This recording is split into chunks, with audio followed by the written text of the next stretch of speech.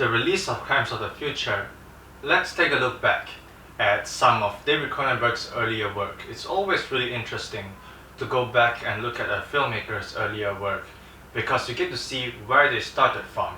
That's where a lot of their ideas, their concepts originated from. It's their roots as a filmmaker. And also, if you haven't seen Crimes of the Future yet, please do watch that movie. It's a great movie. It's thought-provoking, it's futuristic, it's intelligent. It's everything you want a David Cronenberg movie to be.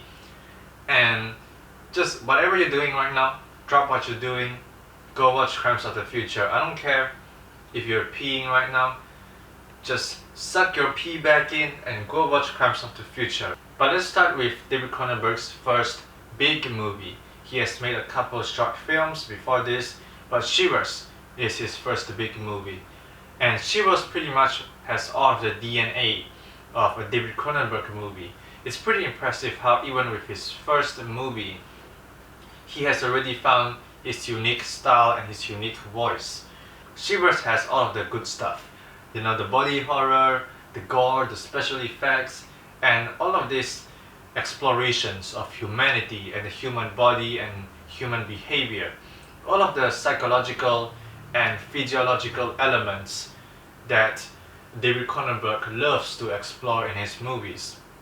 And Shivers also takes place in this apartment, and this apartment is very well utilized in the movie because the movie mostly takes place in just this one location, in this one apartment, and you really feel trapped inside of this apartment, and you get to really know the different locations inside of this apartment, the different floors, the different tenants that are living in the different rooms.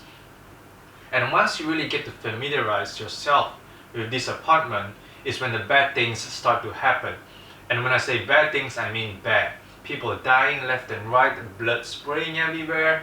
Pretty much every bit as bloody as any other David Cronenberg movie. You really feel immersed inside this world that David Cronenberg has created because you get trapped inside this apartment for so long. You really feel like you are a part of this apartment community at this point. And that really makes you feel for all the characters that are dying. And it's very unpredictable which character is going to survive.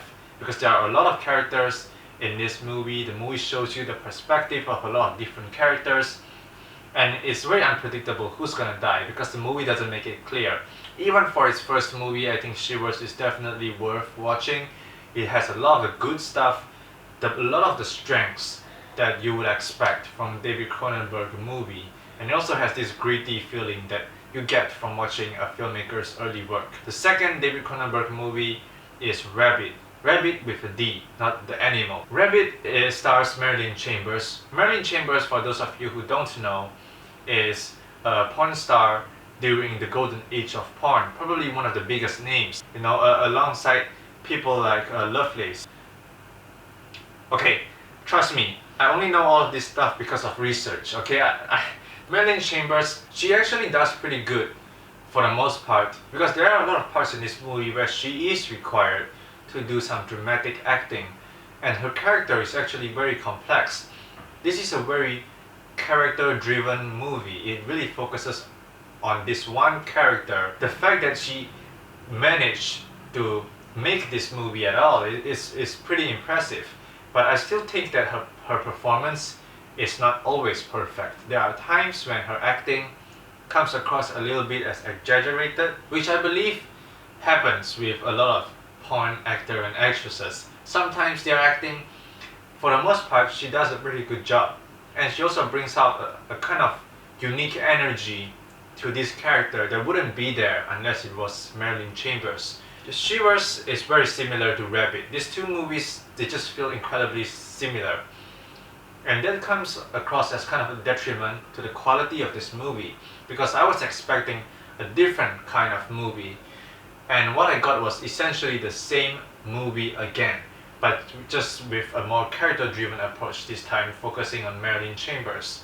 It's also a little bit bigger in scope. This time it's not just in an apartment, it's in a whole city. The whole city breaking down because of this virus outbreak. That sense of hopelessness and the sense of despair, it's very real. And You really do feel the impact that this virus has on the city. It's very well shot in that way.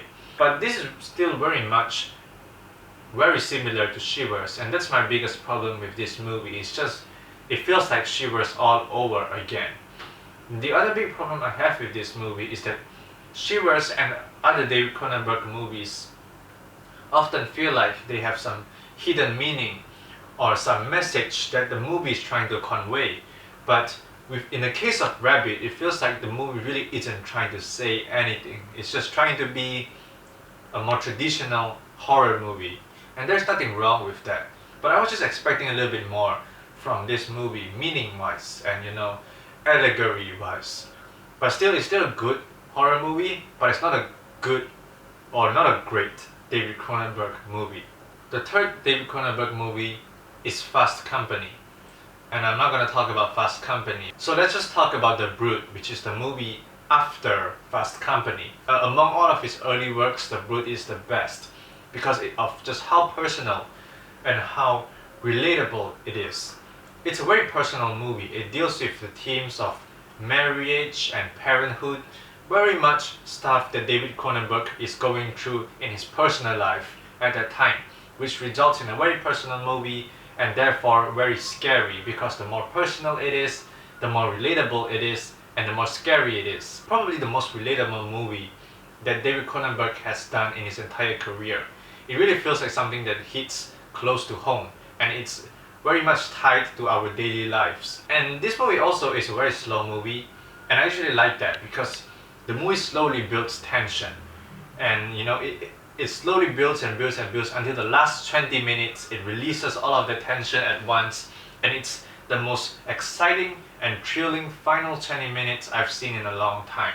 The special effects in Shivers and Rabbit were good, but it's on a different level in this movie, an entirely different level. Some of the most horrifying and terrifying imagery, not only in David Cronenberg's entire career, but in any other movie as a whole in the history of cinema. Honestly, thinking back about some of the images in this movie sends chills down my spine, alright? This movie is just that. It's that perfect combination of a very personal story, but also with very nightmarish, terrifying visuals. And it just makes for this perfect combination of what makes a David Cronenberg movie great. I definitely recommend watching The Brood. I just think it's a great slow burner. If you can get through the early part of the movie is going to reward your patience. But after you finish watching The Brood, then watch Shivers. And if you finish watching Shivers and you like it, then watch Rabbit.